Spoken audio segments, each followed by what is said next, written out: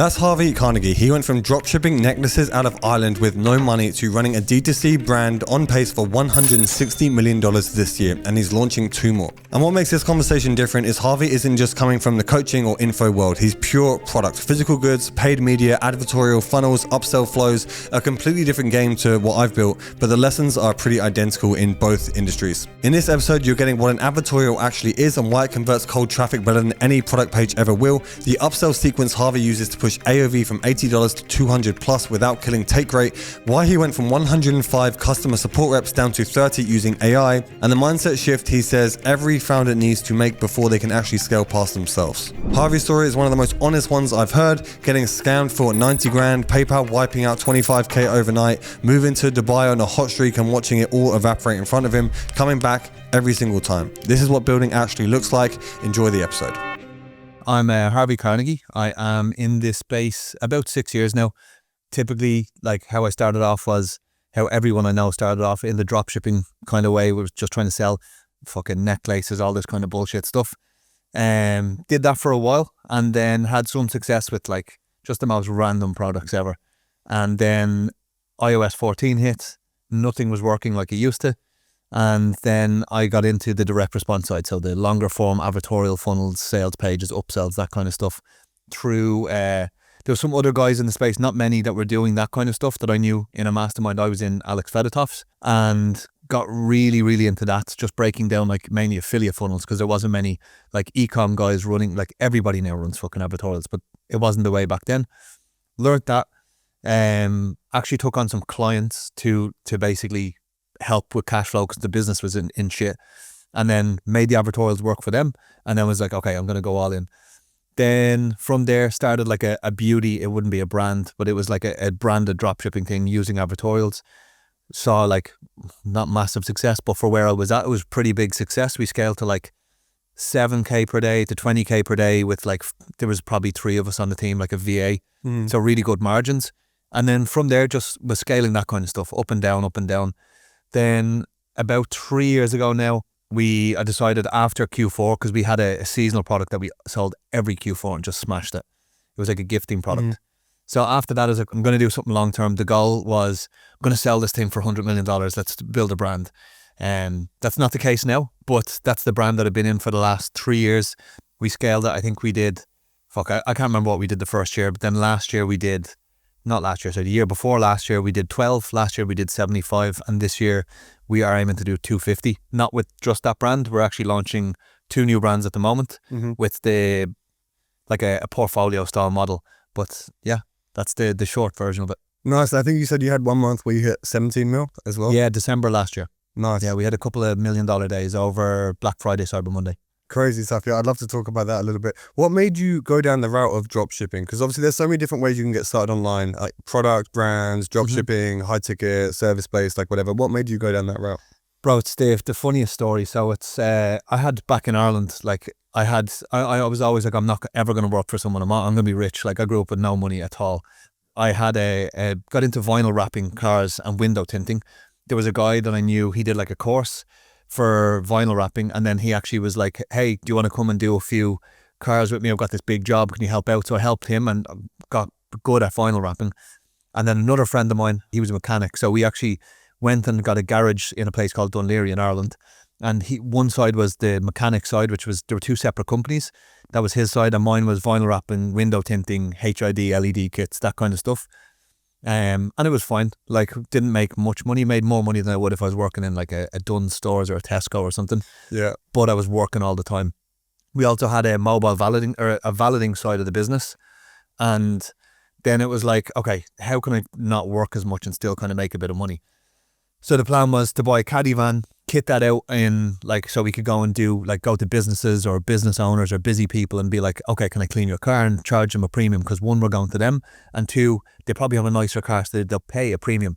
Yeah. So that was the plan. And then COVID hit. So obviously like the garage shut down, the government shut everything down. And this was in Ireland? This was in Ireland, yeah. So that happened. But in the meantime, I was looking like, how do I get customers for my van? So looking into like Facebook ads and like how to advertise things, because I've never done anything like that. And I got hit with an ad on YouTube from this like kid being like, I made 300 grand last month doing dropshipping. I was like, what?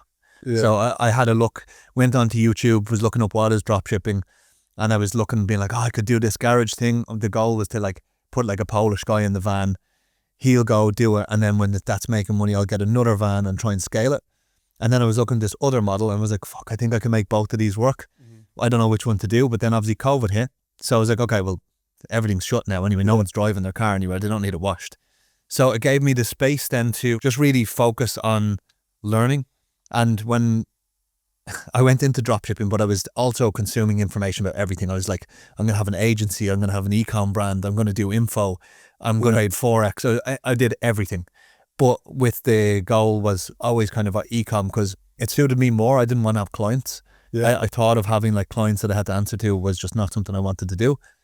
And then, I just went, that for me made the most sense. I think at the same time I was learning agency stuff that probably I could have learned a lot faster or made progress a lot faster if I just focused solely on like, okay, I'm just going to do e-commerce.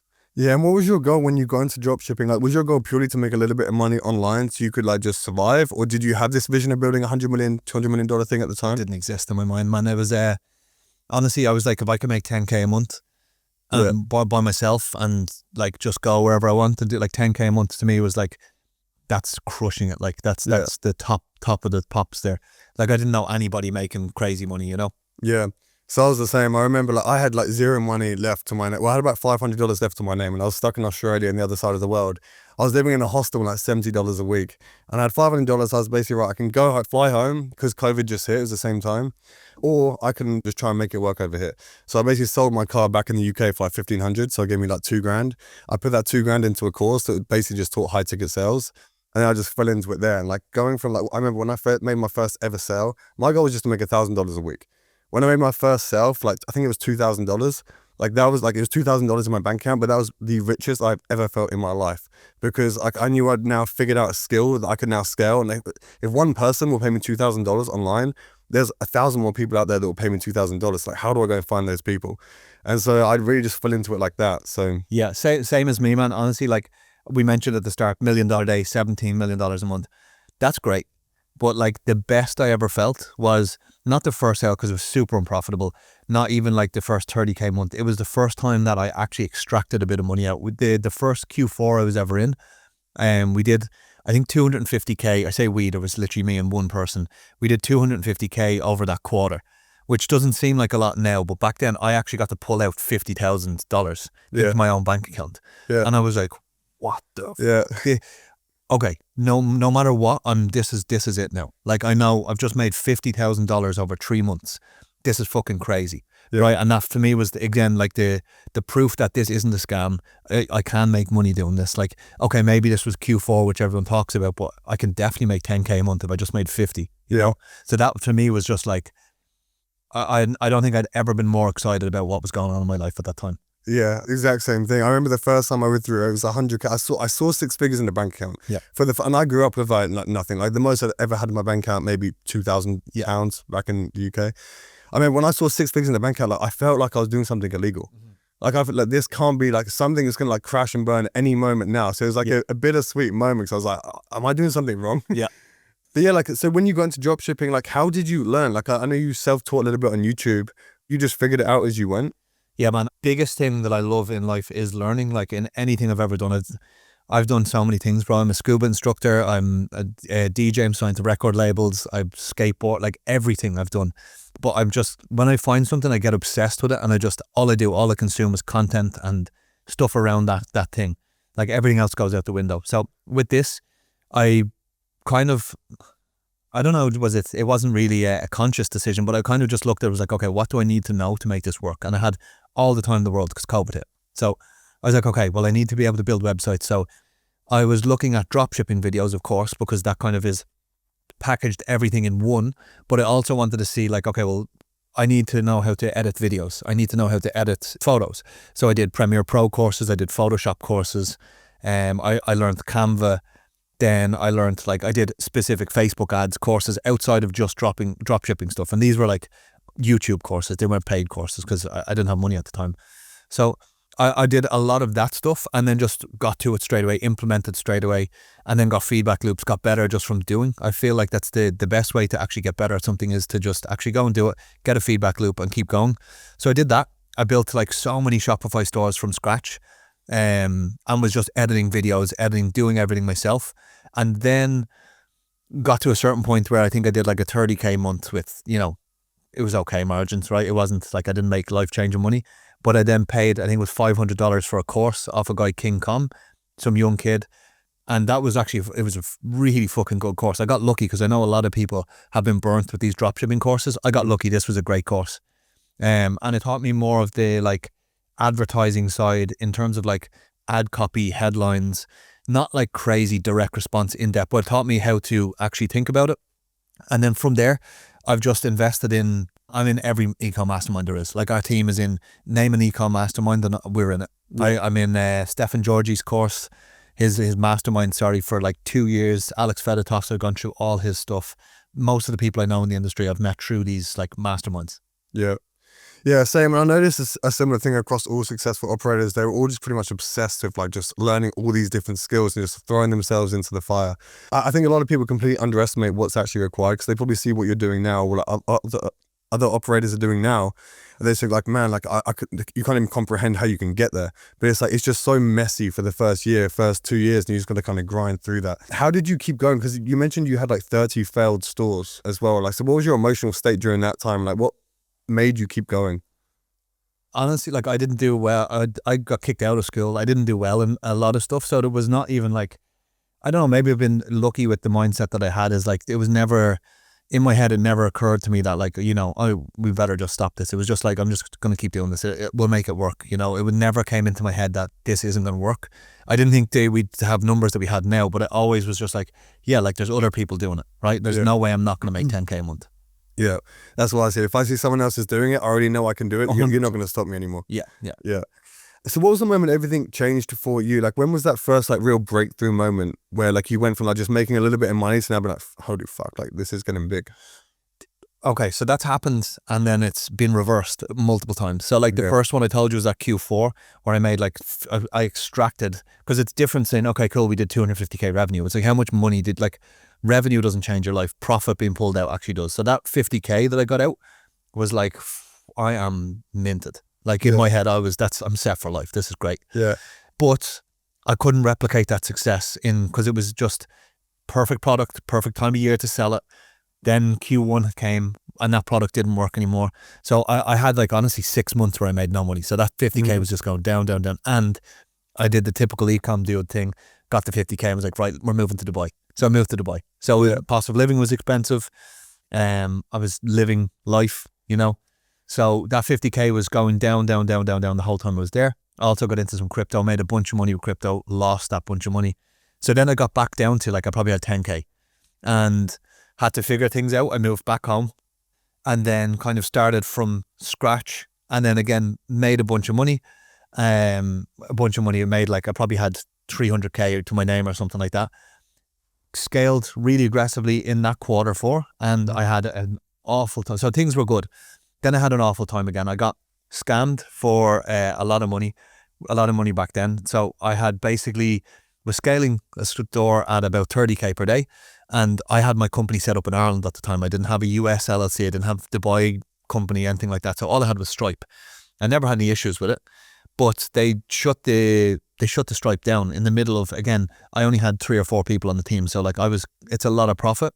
And I was like, how the fuck do I solve this? So I was messaging every mastermind, every group, anyone I knew saying like, hey, can I, any way to get payment processor? Like, you need US LLC, we can't sort it out. So I rented a Stripe account off someone for 10% fees. So I was paying the whatever Stripe fees were, 2.5% plus 10%. We were still making loads of profit.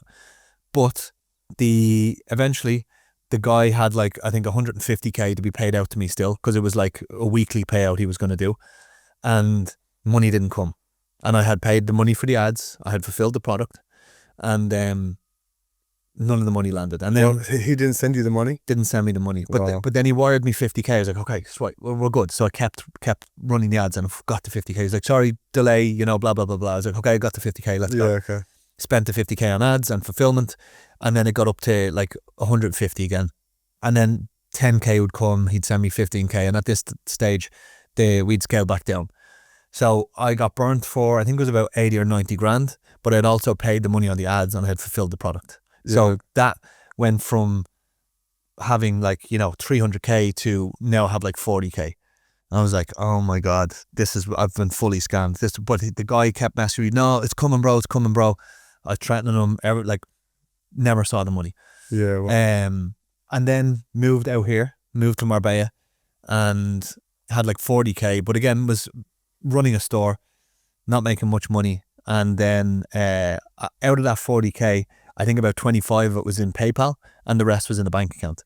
And then I woke up one day and PayPal had shut down my account out of nowhere. Man, I hate using PayPal for anything. We don't use them. Yeah. So that happened, and then I never got that money back from PayPal. So I went through a period where I had my entire net worth wiped out again. Yeah. So I went from living on top of the world to stressed out, not making money, to made a bunch of money again, to my entire net worth pretty much gone. And then that year was rough. That was when I kind of was like, okay, I have to do something different. Because I got my net worth wiped out, that's when back then I was posting screenshots of Shopify stuff I was doing on Instagram, and had people always message me saying, hey, can you run ads for us? Can you do this? And I was like, right, I'm going to have to get some cash flow in here. So I took on 2 clients. I think they paid me 2k a month each. So I had money to pay the rent. Yeah. And I could relax a little bit. And that's where I was like learning advertorials and testing them with their money. So from there, cracked that. And then was like, okay, I'm certain I can make this work, and started that beauty brand and scaled that. And then again, that was another moment where, because it was like, I never had consistency before. It was like we'd have like, you know, a month or two where things were great, then the store would collapse, and I might have a month where I had no money. It was very up and down. So even though I was making money, it never felt safe. Whereas this now was repeatable. I'd done it for 2 clients and I'd done it for myself. And it was another time where I felt like, okay, I know what I'm doing here now.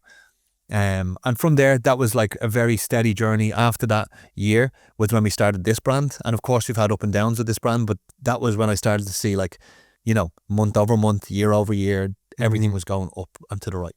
Yeah.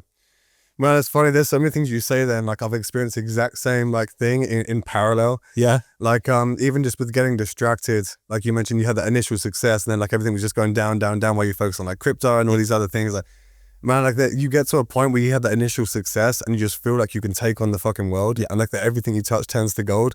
Like it happened to us. Like we were doing I think we got to maybe like 150k a month, which for me at the time was just fucking like, I felt like the richest person in the world. And so, man, I felt like I could do anything. And so we started going and doing all these other things.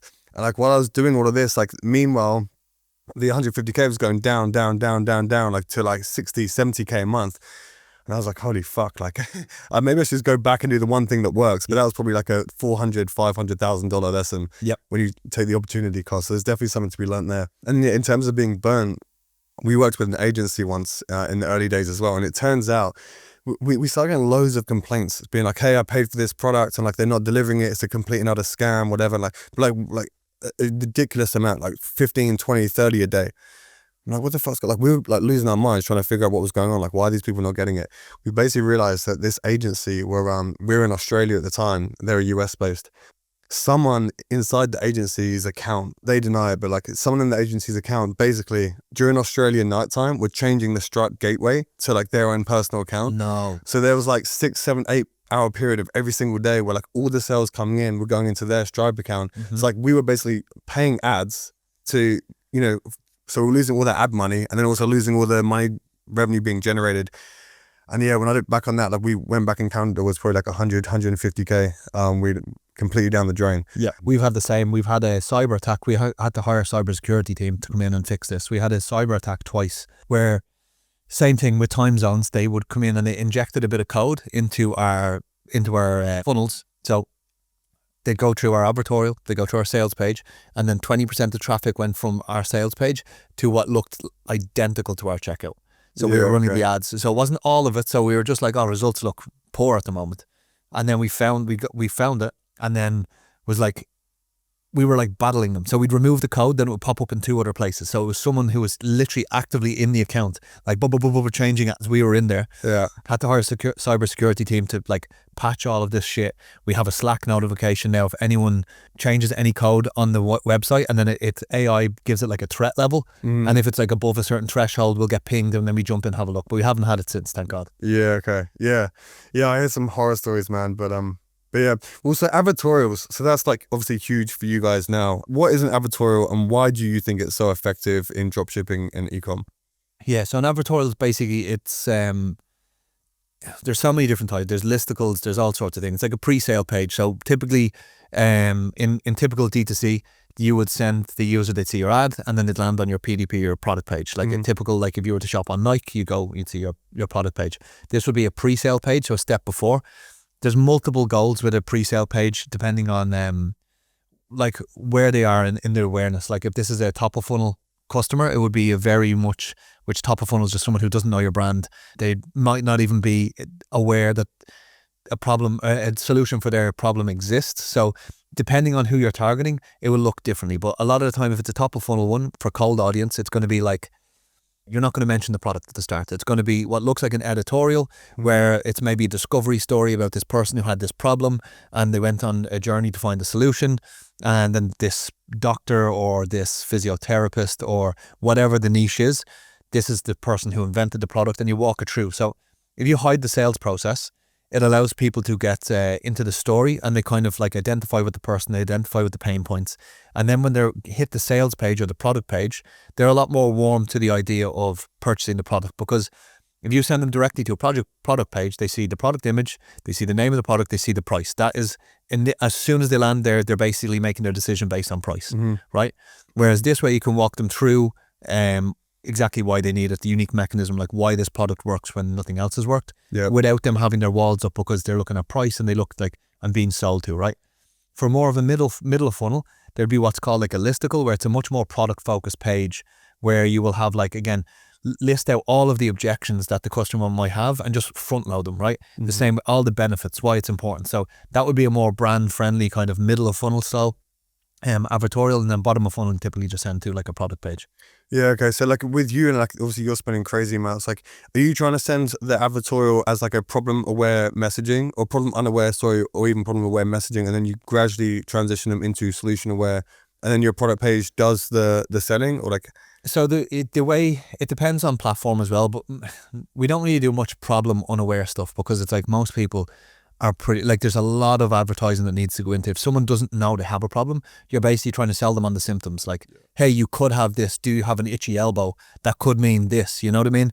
You have to spend a lot of money to basically get someone who is unaware that they have a problem and sell them that they have a problem, right? Because there's a lot of consumption that needs to happen to walk them through that. So typically, people that have a problem, they're problem aware, and they might even be solution aware. They probably try, like nowadays with like Amazon and how many ads people are being hit with, most people are solution aware, problem aware, solution aware. They've tried multiple things, they've been burnt in the past. So you're typically not trying to tell them that they have neuropathy, for example. They know they've got neuropathy, but you're selling them on the unique mechanism. So why your product works when the pills, the cortisone shots, the this, the that they've tried doesn't work, right? Because your problems or your product solves the root cause. That's typically what we're doing in the advertorial. But again, it's platform specific, because native, for example, which is like Taboola, Outbrain, for anyone who doesn't know it, it's if you're on MSN.com or any of these news websites, you'd see a little image, headline, and then you go, these users are extremely cold. So that's going to be a different style of advertorial to if someone is on Facebook. You've got like, you can run a 6-minute VSL that warms them up, then they go through the advertorial. So there's a certain message that has to be consumed before a customer buys.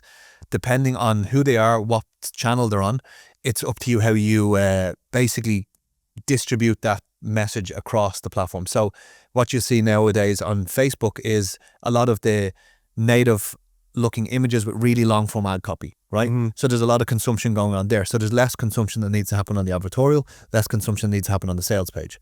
Whereas if they're going to a on-page VSL, or sorry, on-platform VSL, the consumption happens there the same. If it's a 30-second long UGC on Facebook with a short ad copy, more consumption needs to be put on the next page, whether that's a sales page or an advertorial. So there's a message that has to be consumed, but there's multiple different ways you can structure it. Yeah. Got it. And obviously, you're generating 8 figures a month from these advertorials, right? What's your process and frame? Because you mentioned about front loading objections. Like, would you pick an objection and build an entire story around that? Or are you trying to like overcome as many objections as possible in one super broad story? What's your approach with that? Again, it comes down to channel, like especially nowadays, Meta is so different with Andromeda. So it goes nearly against completely everything I've learned about direct response marketing. Like what seems to work on Meta now is like, what I learned was like, you don't try and solve a bunch of different problems. You hyper focus on one. So one message, one clear message, one big idea, and then that is congruent through all the funnel. On Meta now, what seems to work the best is a broader funnel. So let's say you're selling shoes to help with plantar fasciitis, with neuropathy, with swelling, with like heel pain, with all this stuff. Instead of having a funnel for each of them, typically now what seems to work is like you basically would have like a listicle that says like it does this, it does this, it does this. Then the ad level, your creative is going to handle one of them, and because they've come through on that one thing, it seems to be like that's the funnel that converts. Because you have to load so much diversity in the ad account that you can handle a lot of problems in one place, whereas on native that does not work. On native, it's much more direct response, old school. Like you are getting them in through a story first of all, because if you just start trying to handle objections, they're like, well, what the fuck, like nothing to object about, I don't know what the product is.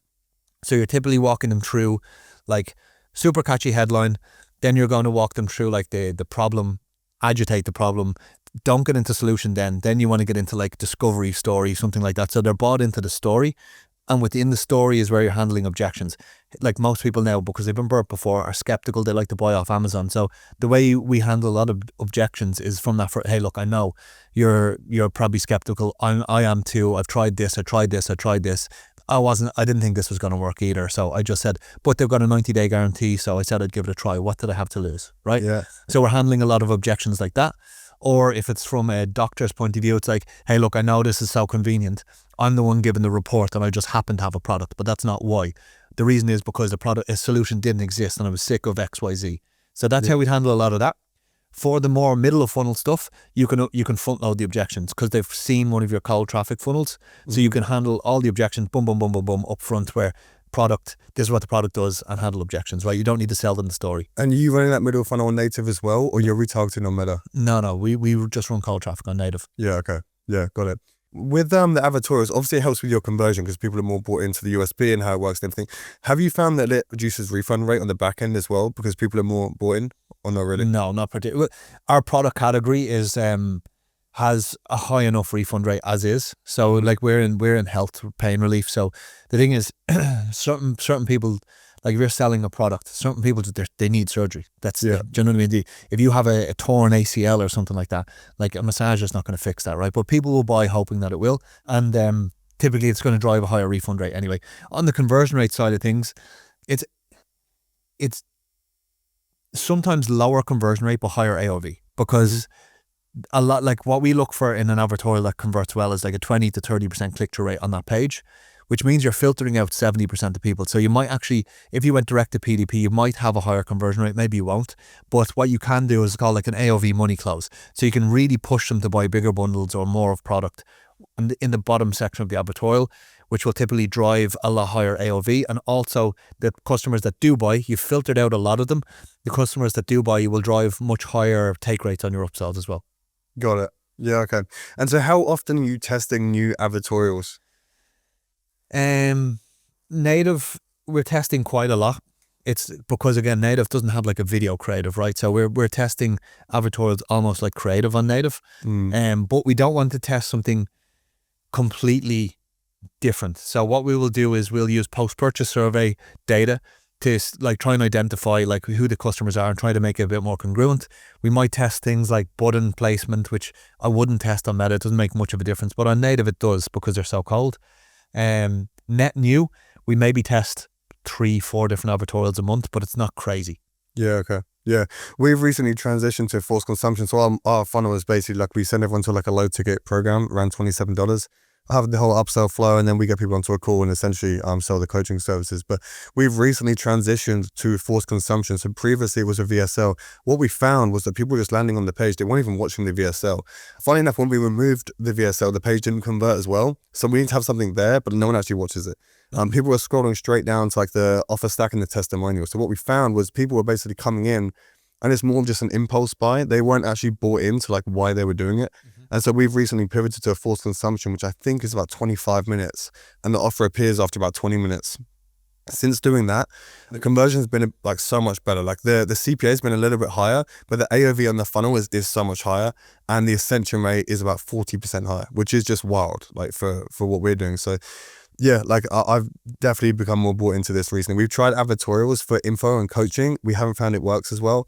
Yeah, so I feel like for us, it's more like forced consumption is kind of like your version of that. Yeah, we do forced consumption VSLs as well, but we do them in our upsell flow. And like you said, like we had TSLs before, so just a long page, but people just scroll down to the bottom. How much is this fucking thing they're trying to sell me? No. But it's like the advertorial. It's like when they watch the video and they have to consume the information, especially in the upsell flow, because they've just purchased, right? They're not going to bounce off because like, is my order okay? And then you kind of, the way you frame it is like, hey, just before we ship your order out, we've one more thing we want to show you. And then when the forced consumption came in, it brought, the first time we ever did it, same product, same copy, nothing changed. Our upsell take rate for that product was 17%, and it was a 109 AOV.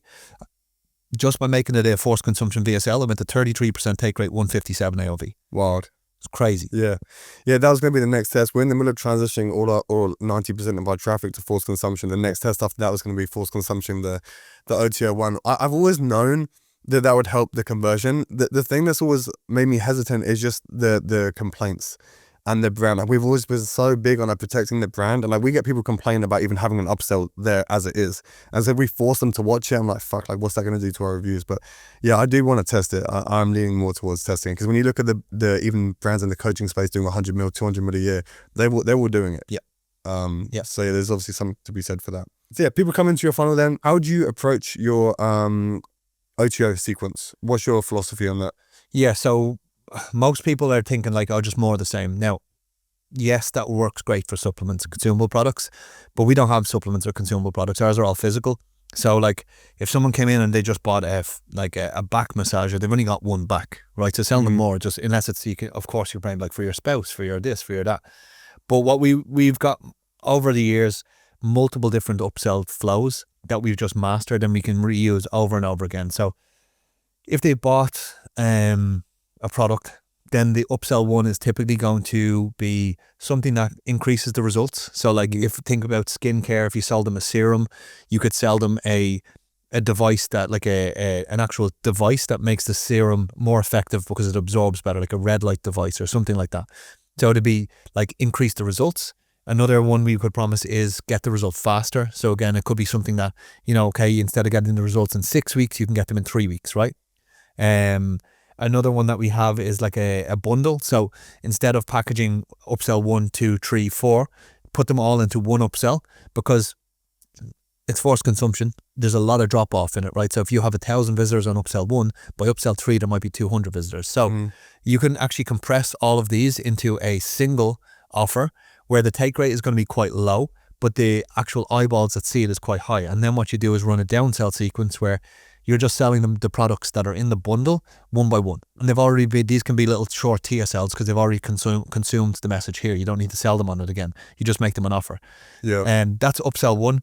Upsell 2 is going to be, for us, upsell 2 is usually get the results faster, or it's been missing something. Like for example, for knee pain, it's like, when you have a sore knee, when you've had pain for years in your knee, the muscles around the knee joint, they shut off, right? So that you stop using it. So then we'd sell something like a TENS device to help reactivate the muscles around the knee to take pressure off the knee joint. So that would be like, another problem they're trying to solve. And then always for us, OTO3 is supplements. So once we've solved the problem, the pain is gone. Now you want to keep it that way. So to maintain healthy joints or to maintain collagen production, we recommend you taking this supplement. Yeah. And this is all drop shipping, right? Like do you own any of this? Are you getting it in beforehand, or is yeah. We've got like multiple 7 figures of purchase orders going in all the time. Yeah, right. Okay, cool. Yeah, crazy, man. How aggressively are you testing with your upsell sequences at your scale? The biggest, so we've got benchmarks that we want to hit. Yeah. And the biggest needle mover in terms of like gross margin for the offer as a whole, and also AOV is upsell-one. That's the biggest focus point. So like until you dial that in, I wouldn't even care about the other upsells. Like get them in place. Like even if they're subpar, upsell-one is huge because you can have all of the eyeballs from the people that purchased, and price elasticity is the biggest. So the way we structure the upsells is always high ticket upsell-one. If the product is $80 on the front end, we're going for 200 plus on upsell-one, right? And the price elasticity is massive. We've tested it. We've went from $100 to $200 and on the upsell-one, and the take rates drop by maybe 20%. Whereas if you were to double the price of the product on the front end on the checkout, conversion rate would go from 10% to 1%, right? Yeah. So there's huge elasticity there to play with. We're testing a lot of the time pricing. We're testing the copy mainly around the buy box. We're testing the length now, because one thing that you mentioned there was refunds and complaints, and we're looking into it now, and there is a lot of complaints about the length of the videos, because sometimes the videos are like 18-minute long. So we're like, probably we can shorten that down to even 9 minutes and get the same message in. So we're testing that, and we're constantly testing upsell-one. Product-wise, we're not testing a lot of the product side of things, but typically what we use upsell-one for is to make, because it's a physical product, we want to make the blended gross margin of the offer as high as possible. So if we can get an 80% gross margin, it's a really good position to be in. You don't necessarily have to have an 80% gross margin on the hero product that you're selling. That could be 60% gross margin.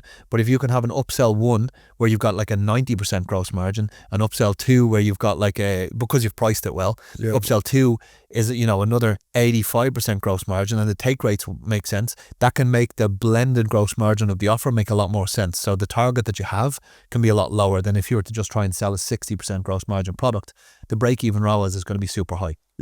Yeah, so we're kind of similar. So our front end is 27, our OTO1 is 97. And again, we've played around with so many different price points, and we're really trying to optimize for the AOV contribution. But then also like the amount of people to take it. So for example, like if we have $100 product and it's a 20% take rate, and then it's like a $50 product, but 40% take rate, like we'd always optimize for the highest take rate as well, because what we found is that the more people that take it, they're less likely to refunds. They have that consistency bias, and they're actually twice as likely to convert onto high ticket as well. Okay. So yeah, they're always the two things we're looking for. And so, we go the opposite way, because the thing about it is we would rather a lower take rate, higher price, because it's a physical product. You have cogs, So we've got cogs on it. So it makes sense if we can have the same contribution but less people.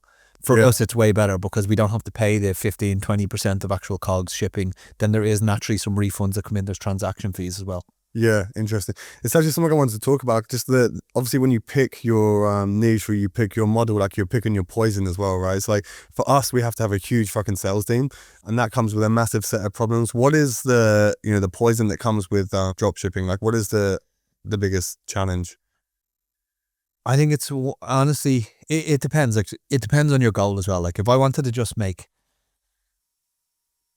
100 grand take home a month and chill, that would be the simplest business to build. Like you could just have super lean team, a lot of processes with AI, and you could put one guy in there and you could honestly chill. So like once you have the skills and you've built a big business, to build a scaled down version of that is quite easy, right? But to get to the point where you can build that, there is so many skills. It's similar to your business, to be honest, man. It's like there's so many skills you would never think you need to have starting out, right? You need to know a little bit about everything, and you need to be very, very up to date with what's going on, right?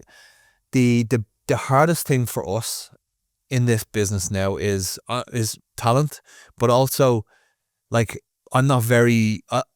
I'm a marketer, right? So the operations, logistics side, if that collapses, the business is in big trouble. And we had it, stuff was disguised, and we've had honestly a really rough 2 months, like the worst 2 months we've had. The revenue is still high, but we're eating shit, right? Because logistics collapsed. We tried to go direct to factory. Our supply chain manager ended up being a disaster. And because we were running such high scale, as a problem compounds extremely fast, especially if you don't know about it right away. So that stuff is probably because I'm not an operations type guy. Now I'm very much in operations now, learning about operations, theory, constraints, this kind of stuff, because it's a weakness. But problems compound extremely fast. And the thing about it is, one problem like that can completely destroy the whole business, because everything is built off the back of your payment processing, right? Yeah. So when we had these issues, we had higher chargeback rates. Then we had VAMP rates, which is a new thing that came in. So we had VAB fines. We had basically, because of this issue, we have our approval rate then drops, which means our marketing is harder. So we went from, say, a 94% approval rate to at one point it was like 75%. So you imagine it's 25% of customers are trying to check out get declined. Now, we can salvage them, not all of them, but life becomes very, very difficult because of a logistics problem. It affects marketing, it affects the banks, it affects your actual P&L, because you're now paying, we're on, instead of the tier 1 mids, we're putting a lot more volume on our high risk mids, which have higher transaction fees, 6-7%. So the P&L takes a huge hit, as well as giving returns and stuff. Yeah. There was a 7-month period not too long ago where we went from, it's about 200K a month to doing about 2.5 mil a month. And like, we were just trying to build this fucking ship while it was in the air. Like trying to build this airplane while it was in the air. Everything was breaking. Like, we outgrew all of the systems, all of these logistical nightmares. And like, you're probably like me, like, all I want to focus on is like going harder, pushing harder, more sales, more marketing, except like focus on the strategy and everything. Like, you're just being pulled back and you have to go in and fix all this stuff. And it's so important, because it's like you get these huge spikes of growth and like you get this biggest dopamine hit of your life. And then like you want to chase that high all over again, but you have to like just take a step back, just even things out, and then shoot back up again, right? Yeah, that's exactly how growth goes, man. It's like this: you shoot up, and then you come back down, you stabilize, because you cannot maintain hyper growth like this. It's impossible, right? Yeah. You can't do it, because you break every system that you thought you had. Your team isn't used to it. You're not used to it as the founder. Of maybe if you went in and started a new business now, okay, I know exactly what bottlenecks are going to be here as we scale. But like for the first time, I don't know, this is my first company that I've scaled, right? I've done drop shipping, but proper company, first time I've ever scaled it. So for us, same, man, the last few months, obviously this year has been a nightmare, because we came off the back of a home run year where we just brute force stuff to hit targets where we probably shouldn't have done that. But as you said, I'm like, we're doing 500-600K per day, and I'm like, we're doing 1 million and we push and we hit it and everyone's excited. Everything's on fire at this stage. Like, these $1 million days, this $17 million month sounds fantastic, but it's chaos. Everything is upside down, on fire. I'm sleeping 4 nights a week, 4 days a week, or 4 hours a night, and my eye is twitching. Like, it's madness. Yeah. So what's your current run rate for this year? So we set the target for 250 this year. I don't, I know for a fact we can hit it, right? Yeah. I know we can hit 250, because what I did last year, we're way ahead of pacing last year. And if you look at how we paced last year, we would hit it, no problem. Our current run rate now, if you look at our actual numbers, is about 160. But we haven't launched these 2 new brands yet. And Q4 is your biggest year. Just, it's lights out, like it's crazy. But saying that, just with how difficult things have been this year, and thinking we're like trying to think on a longer time horizon. If we do 250 this year, next year we're going to have the same problem. We're going to have, the first quarter is going to be manic. It's going to be crazy, because we're not going to have the systems built and everything. So I'd honestly quite happily do 150, which would still be a 2x, and set ourselves up to do 300 or 400 next year. Yeah. Because we got so bloated. We hired a lot of people. There was no ownership, no accountability. And not on them, it's on leadership, it's on us, because we hired them to fill a gap. Didn't really give them any onboarding properly, because we were so busy fixing things, right? Yeah. So for me, I'd probably prefer, if we'd breeze 150. We're already on pace for 160, but we would breeze 150, and we could tee ourselves off to do, like, I'd say 300 or 400 next year, with systems in place, with the people in place, proper onboarding, all of this stuff. So again, it is addictive though to push for that growth. Yeah. So it takes a lot of discipline to especially when it's on the table, right? It's like, I know I can push this button and make more money. Yeah. But it's going to cause me a lot of pain in a month's in time. the future. Yeah. So I see you're on pace. So let's just say you're on pace for 160 mil this year. Yep. What does your org chart look like right now? Org chart right now is, we've got C-suite. So we've got myself, my business partner. We have got CFO. We have got director of ops. And then my EA, that's who sits on the C-suite call. I'm actually interviewing a CMO today, and I'm pretty bullish on him actually. He seems very good, because it's very difficult for us to find marketing people, because our style of marketing is so niche. D2C CMOs are easy, right? Go to these guys. These guys would be lost in our business. Yeah. They wouldn't have they'd have no idea, honestly. So that's like the C level. Then below that, we have got, I would call them like specialists or acquisition managers for each channel. So we've got like native, we've got our native media buyer. I've said it multiple times, definitely the best native media buyer in the whole world. There's nobody that beats him. We're the biggest spenders on Taboola, on all these other platforms at certain points. I don't know if we still are. And he's in-house? He's just works with us, yeah. Yeah, okay. Then we've got a Facebook acquisition manager we've only just hired. We had a different one, it didn't work out. Again, kind of on our side as well, leadership wise, we didn't onboard him very well. This new guy we have he's a killer, very much data driven. I'm marketing, feel like I think this will work, and emotions and like creativity. Yeah. He has a bit of that, but he's very data driven on things, which is what we really need. So got him. We have a Google acquisition manager, and then we have an agency for Google. Below him, and we've our Facebook media buyers in-house underneath the acquisition manager. Then we've got email marketing, who's a very good friend of mine. He actually lives here in Marbella too. Our agency, you've met him, you've been on calls with him. Yeah.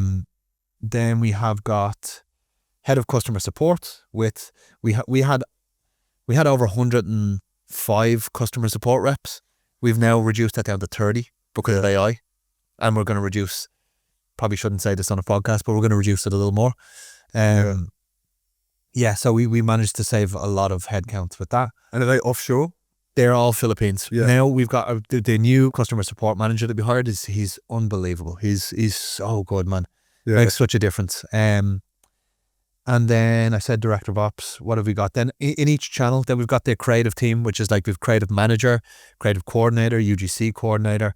We've got a bunch of video editors, bunch of designers. Then we've got creative strategists have their own pods. So creative strategists with designer, video editors. We have got then the tech team, which is we've got like our head of tech. We've got a project manager for a tech team. We've got, I think, 5 or 6 different devs.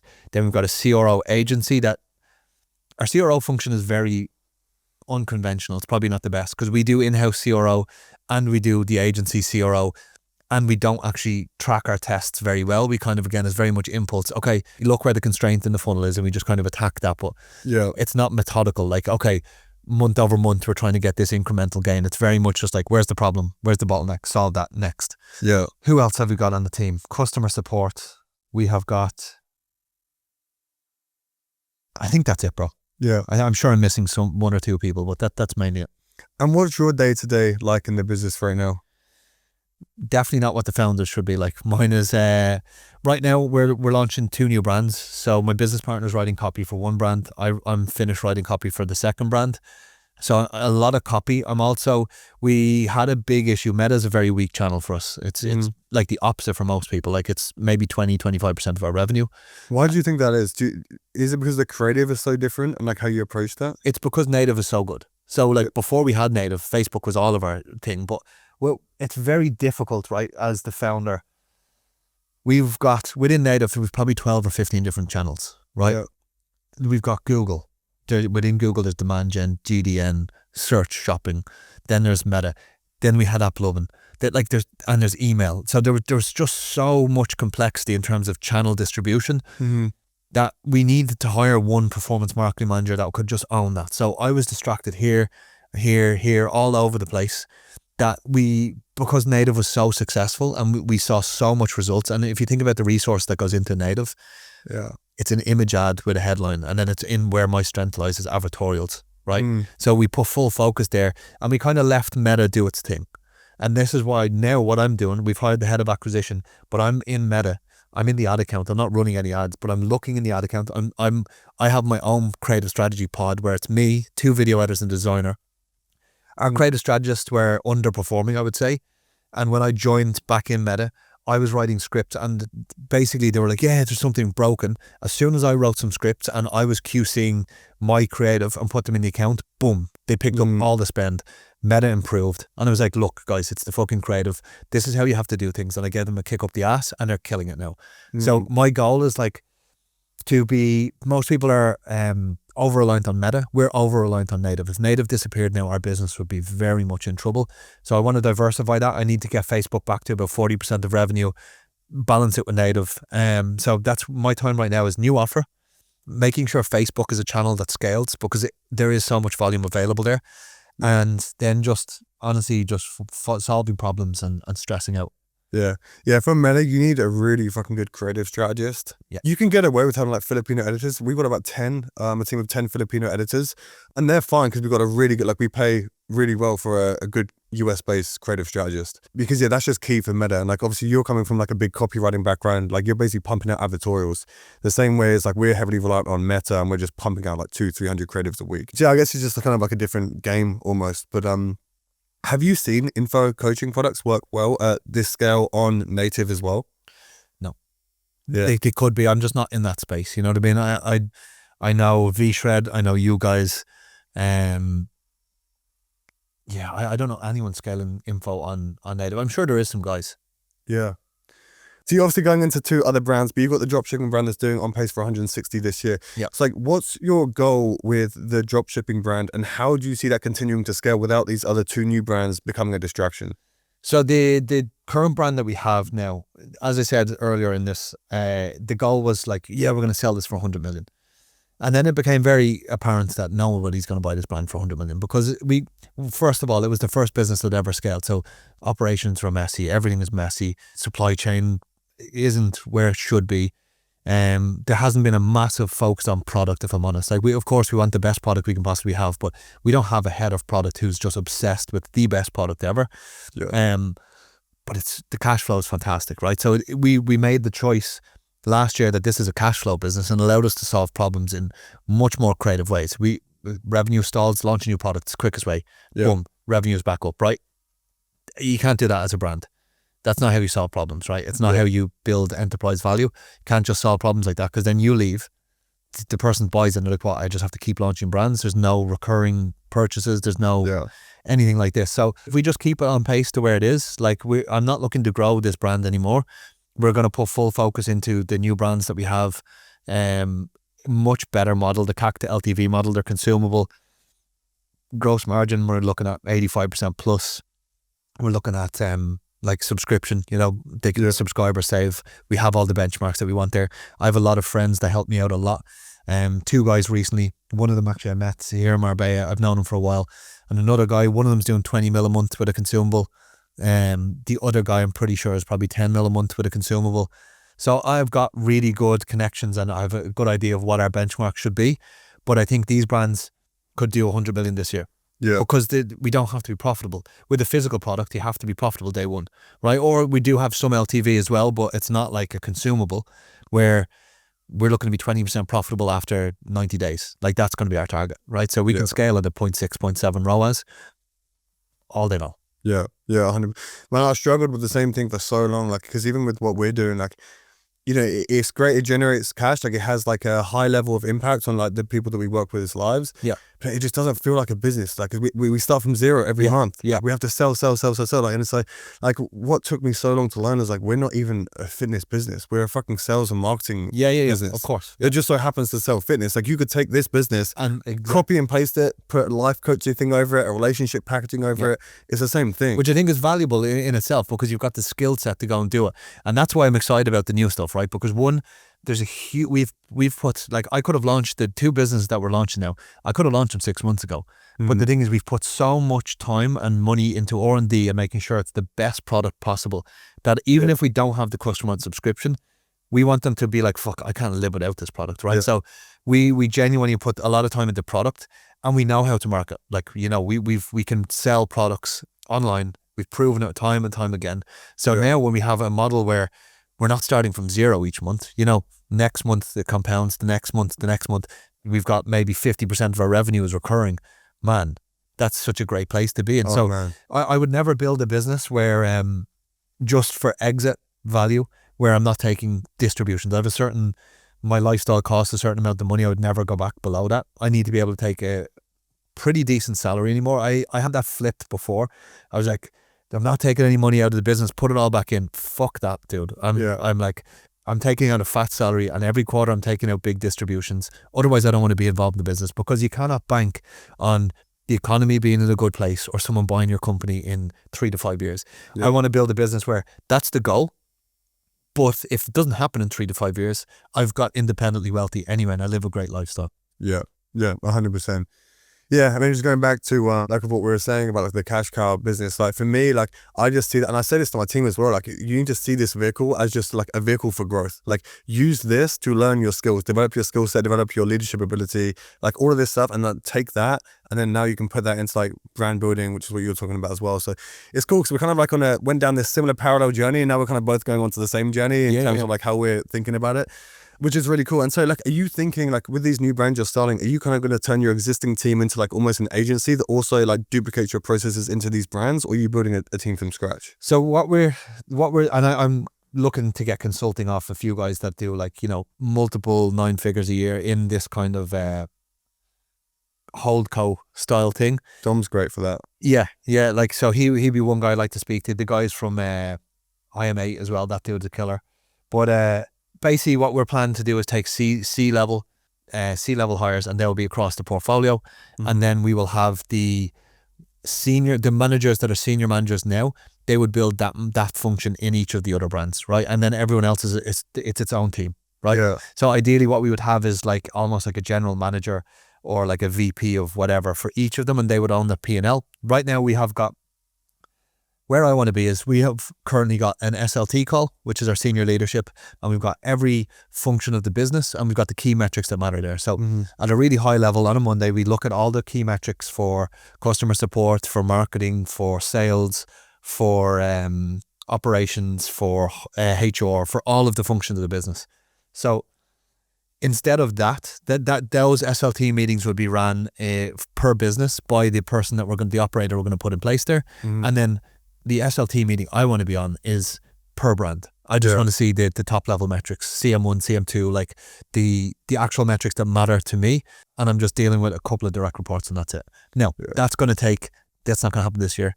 Probably won't happen next year, because what we have to do is scale them, break them, fix them, and then we'll go.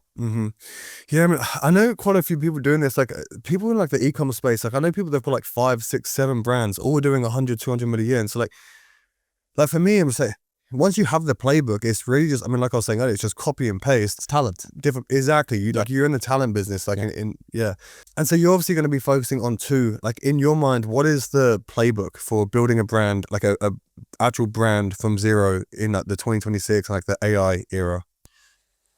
Yeah, so honestly, if you look at the biggest brands, 3 years ago, the brand that we're in now was this is what the big guys have. They've got the long form advertorials with the physical product, with the upsell flow.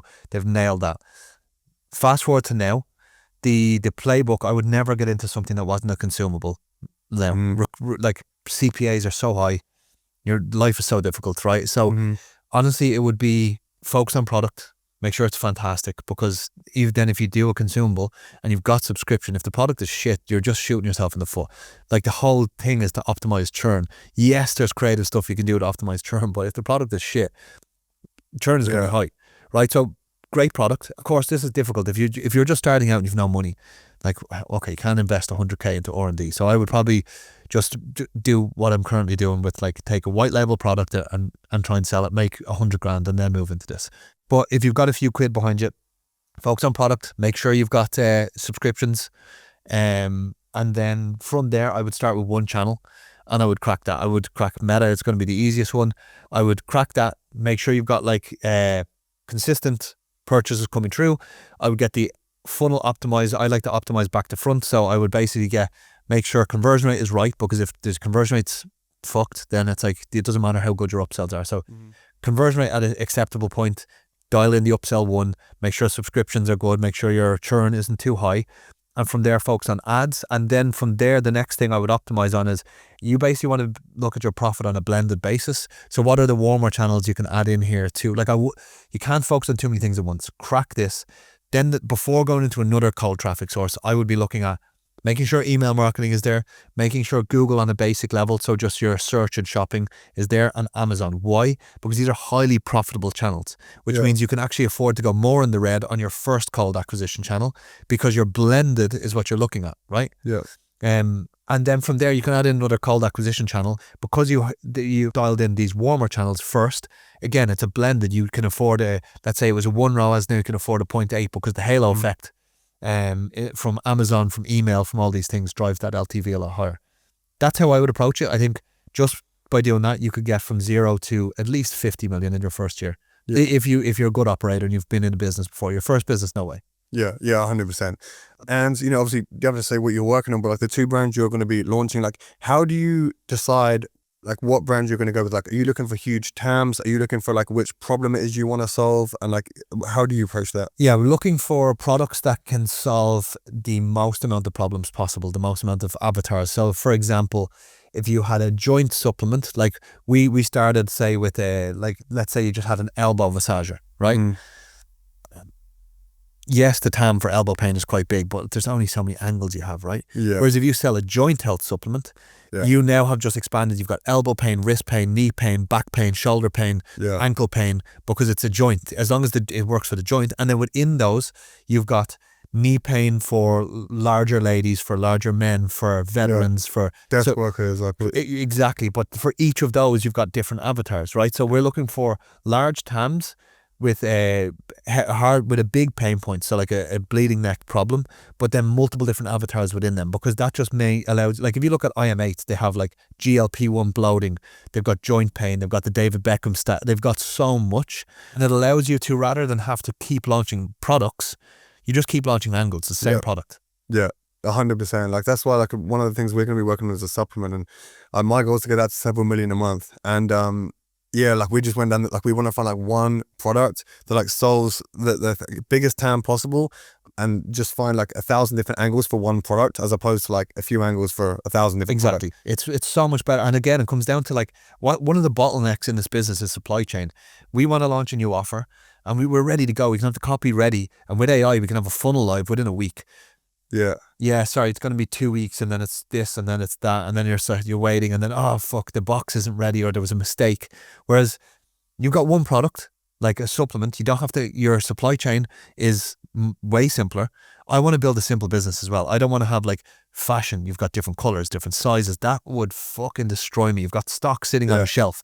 If you've got a single SKU, like a supplement, that solves multiple different problems, forecasting becomes easier. You don't have stock sitting on the shelf. Everything is so much easier. Like, why build a complex business? Of course, okay, now you've got a moat if you've got a complex business, but that is not a problem I want to solve. I think that's a problem. I think that's something you have to learn the hard way as well. Like, I know for me, like just ADHD, I want to work on a million different things. And so I used to try and get that fixed by focusing on a million different things. Now I've learned, now I'm a bit wiser to it. I don't want all the operational complexity. If I can just take my ADHD out on like marketing, and I just finding 100 different angles for the same thing, like I get the same fix, and my life is so much easier. Yeah, and your team's life is easier as well. So if you're running off trying to do so many, they're like, fuck, last week it was this thing, now he wants this. Yeah, 100%. How are you going to approach creative strategy? Like, are you going to go down like the comfort route, and how, like, because those guys have crushed it with like the whole army. And I was speaking to someone the other day who I mentioned earlier, and he just scaled an activewear brand to $1 million a month with no ads, just purely that same strategy. And so are you going to be doing something similar? I spoke to a friend of mine. He's got I love his business. He's got a really great business. It's a similar model to us, but it's a brand, very much branded. He has like the packaging, he's got t-shirts with the logo, like it's a brand. Yeah. And what big win that he got is like utilizing creators like that. Now at a loss, but then you drive the traffic on Meta, and it's all of a sudden you've got 100 creative strategists working for you that aren't marketers, they're creators, right? So they're coming up with angles your creative strategist would never come up with, because their whole job is to create content that is viral, right? So that I love. I love the idea of having that flywheel of TikTok shop, even if it breaks even, but just getting a bunch of creators then, and then you've got the flywheel where you can post all that content on, whether it's AppLovin or Facebook or whatever channel you're on. Yeah, 100%. I've got some like kind of like semi-rapid fire questions that I'm curious on. Who have you, like, from the guy who is in Ireland trying to figure it out, no money, like going from that guy to who you are now, like who have you had to become? And to go from where you are now to that 250 million a year goal, who do you feel like you have to become, and like what do you still feel like you have to do as a person? Yeah, I love that question, man. So that person back in Ireland, man, was honestly very, very different person.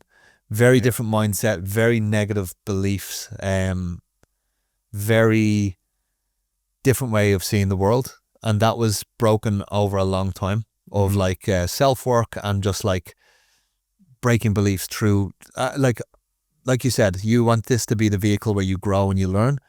man, I've learned a lot through business. Like I've taken so many big L's that have really fucked me up, but like you get over it and like you don't die and you just become stronger. The stress I'm under today, bro, I would be destroyed back then. Honestly, like I've had some days when I was back in Ireland in my mum's house in piss and rain, and I've just had like shit happen that I literally would go into it's 1 p.m, I would go into the freezer, I'd pull out a tub of ice cream and I'd get back into bed and I'd sit there and I'd just be like, oh my God. Yeah. Now that stuff that happened back there, bro, that doesn't, that's happened to me 10 times today. Yeah. It's like 11 o'clock, right? It's like, Yeah. Your pain threshold and your stress threshold just increases so much from being exposed. It's exposure therapy, right?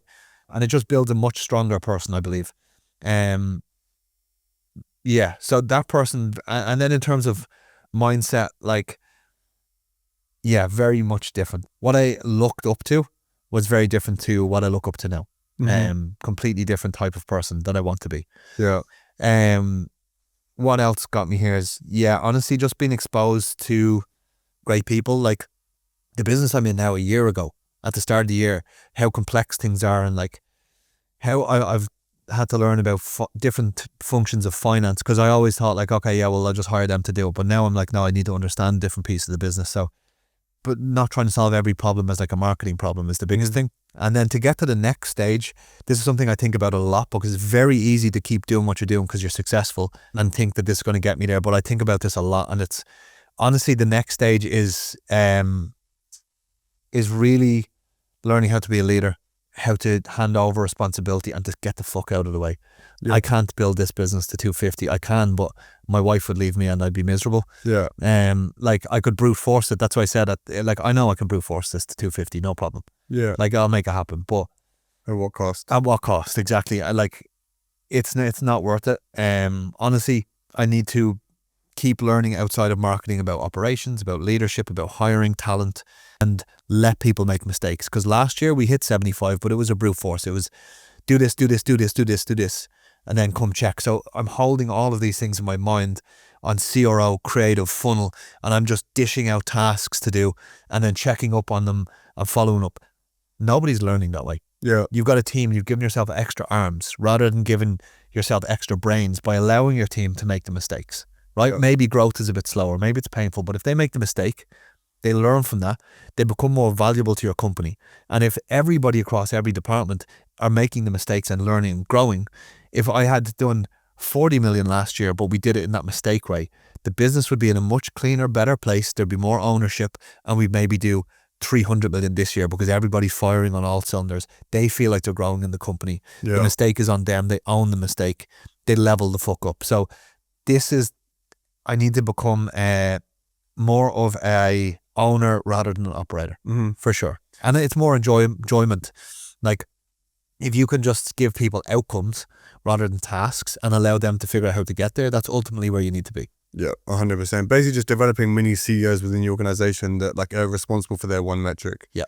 But yeah, like for me, like that's 100% like the biggest thing as a person that I've taken from this entire experience is like nothing fucking phases me anymore. I hear people talking about all these different problems they're having, like, you know, moaning about the weather or moaning about how like this is how, like that's not even worth thinking about. Yeah. It's like nothing phases me anymore. I was almost in a really bad car crash like a few months ago, like literally probably about a millisecond away from dying. I was like, just got on with it. Yep. 5 years ago, I'd have been like adrenaline shaking, freaking out.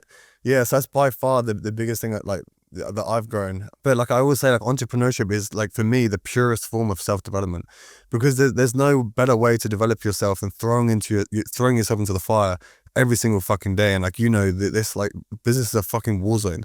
Man, you get problems every single day you've never faced with before, right? Yeah. Somehow you solve them. Yeah. And it must be pattern recognition or something, but I've caught it a lot where I'm on calls and there's a problem comes up and you just answer it. I've never dealt with this problem before. It's not in my zone of genius where it's like an operational problem or something that comes up. You're like, yeah, just do this and then connect that. Blah, blah, blah. And it's like, I don't even know how I knew how to solve that problem, but I did. Yeah, yeah. Right? And it's just like over time, pattern recognition from so many different things you're exposed to. And this is why it's hard to hand over ownership, right? Because you've got you have got context across everything that's happening across the whole business. Whereas if someone's just in marketing, maybe they do something that it affects finance or it affects customer support that they don't have the context on.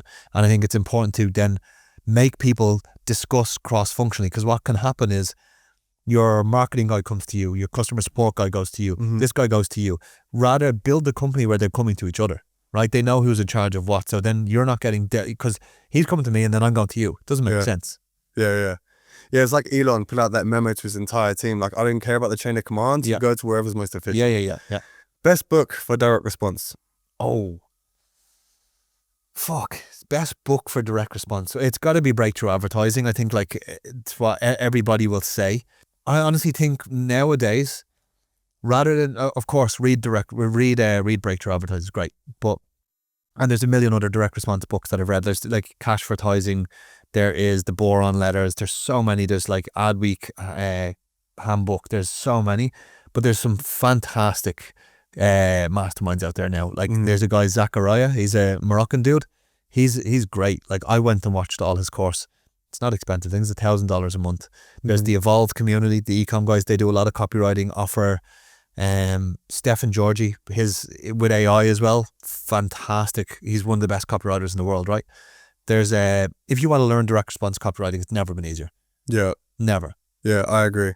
It's like make money online and like even doing everything you've spoken about. Like it's never been easier and it's never been harder. Yeah. Like it's never been easy. Like there's so much man. If I had all this information available, like 10 years ago, like I didn't know masterminds existed. Like, if I knew this 10 years ago, I was like on my laptop till 2 a.m. trying to figure out how to make a few dollars. Like, man, I would have been fucking loaded back then. Which is probably a good thing. So if I did Swatch Money when I was 18, I'd probably be dead. Fuck yeah, 100%. I'd be in an opium den, man, fucking Thailand. So everything happens for a reason. Yeah, it's also never been harder because everything's trying to pull your fucking attention and like you're just getting distracted by fucking everything. And like, especially like, even the people you surround yourself with, like it's so hard to break out of your circle and like. It compounds over time though as well. Like things get easier as well because like I've got such a even like meeting you, right? If I ever wanted to build a company where I needed to know about a sales team, you're a message away. Be like, hey dude, I'm trying to build this team. I've no experience with a sales team. You've gone and done it. Same if you were starting an ecom brand, because of how much you've worked and you've built success and you've kind of networked. If you were starting an ecom brand, hey man, how do you solve this kind of problem? You know what I mean? You've got people you can talk to that are going to give you the information. They're not looking for money off you. They're a successful business owner saying, I've never sold supplements or consumable products before. I had two people that I met and had a coffee with down the road, and he jumped on a call afterwards like, this is how we do everything. Here's the take rates. Here's our fund. Like, not looking for anything in return. Another guy, here's the suppliers we use. Here's this. And when you're starting out, bro, I remember getting Facebook bans, and people would charge for a Facebook. I'll connect you to the Facebook Insider, but you have to send me $500. And I also had to pay the Facebook Insider. Right? Like information was so difficult to get your hands on back then. Now there's Discord groups, there's this, there's that. It's way easier. And if you build some success, it's easier to network with people because everyone's online now. There's money Twitter. Bro, I had one guy when I started this. I thought no one else does ecom anywhere in, like, it's all just American dudes. I had one guy on Instagram. I typed in ecom and it was like Ecom Adam was his name or something. And we followed each other. And then it was like, there was one guy that I knew that did ecom. Now everyone does fucking some kind of online business. It's so easy to network with people. 100%. All right, quick. If you, final question, if you had to go back, like knowing everything you know now, would you follow the same path? Would you do things differently? How would you get yourself back to where you are now? So I still have all the knowledge that I have now. Yeah, you still have all the knowledge you have. Zero team. Yeah, just zero team, zero anything. Have I got cash? No. Okay, so limited budget. Yeah, I would do. I honestly think that would be quite fun. I'd have no one.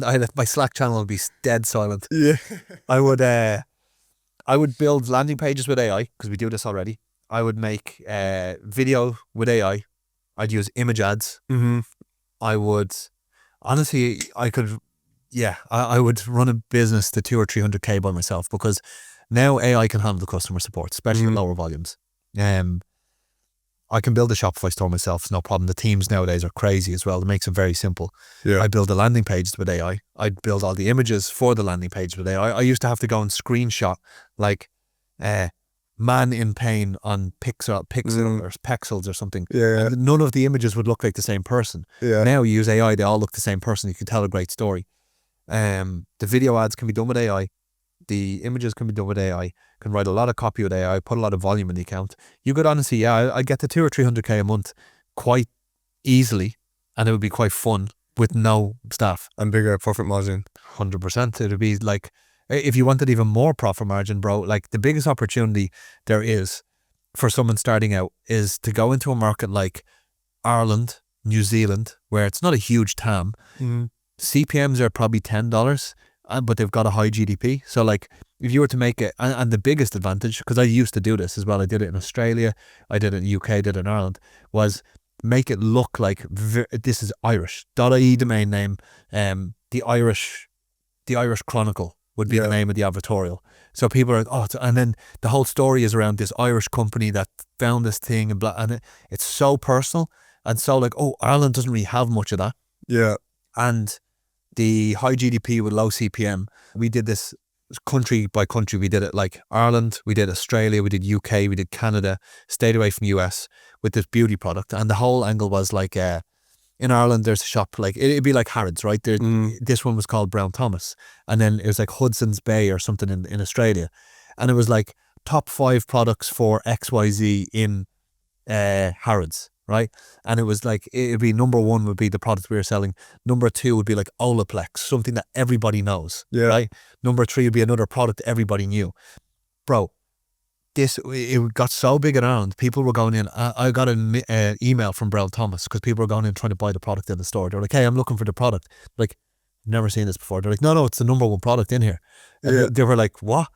So the profit margins we had there was like 47%. Wild. Yeah. And we were doing like 20K per day. Yeah, insane. It was crazy. Yeah. But you can still do that. So like I would build something if you had no cash, I'd generate cash flow in an easy way. Don't make your life difficult. So go to a low CPM country with high GDP that speaks English, New Zealand or Ireland, or even some of the smaller European countries. They accept credit card. They don't really do cash on delivery. Get 100K. If you've got 100K in your bank, then we can go and build something. Yeah, 100%. When I'm seeing 18-year-old, 15-year-olds, I literally just scrape emails of businesses, like local businesses in their area, get AI to build a website for them that's better, high converting, whatever. Go to them and be like, hey, I built you this website. Do you want it? $1,000, $2,000. Yeah. I mean, if you get AI to email 100, like 500 people a day, 2-3 people might say yes. You're making 6K a day. Man, honestly, if you just like, because not everybody wants to be a fucking multi-millionaire worth selling companies for 100 million. Like, if you just want to make 10K a month, it has never been easier. Yeah. Like you just said, that's a 10K a month business. Yeah. And you do fuck all. You like AI does all the scraping, does everything. And these older like bricks and mortar businesses are slow. They're not like online businesses. You take for granted how much I'm say you're building crazy shit with AI. We are. Our BI tools, some of the dashboards, some of the automations are insane. This fucking chicken restaurant, he's heard of ChatGPT, might ask it questions, but they're not building stuff with it. They don't understand it yet, right? So there's quite a long time you can still arbitrage AI to make money with these like bricks and mortar stuff. Yeah, I think there's like 1% of the population have like a ChatGPT or some kind of AI account, and of that 1% actually like use it properly, and of that 1%, like 1% of that 1% are like using like actual agents to actually be productive and do things for them. So man, this next 2 years, like it's moving so fast, bro. Claude 4.8 that just came out yesterday. I haven't used it yet, but apparently it's the next level, and it's just things are moving so quickly with it. It's crazy. Claude Design as well. I haven't used it yet. You haven't used it yet? I've got like 4 YouTube videos on my watch later on Claude Design. Yeah. Because we're already building landing pages, but it was with basically a Figma file, and then we just like upload it to Claude and say, turn this into HTML. Yeah. You know what I mean? I could sit and talk to you for all day. So, but we can wrap it. Where can people find you? Yeah, I'm on I've got YouTube. There's more videos coming soon. The Instagram, Twitter. It's just my name on every platform, Harvey Carnegie. Nice. Awesome. Well, man, thanks for coming on. It's been great, bro. I'd love to do it again sometime. Absolutely. Yeah. Take care. Nice one, bro.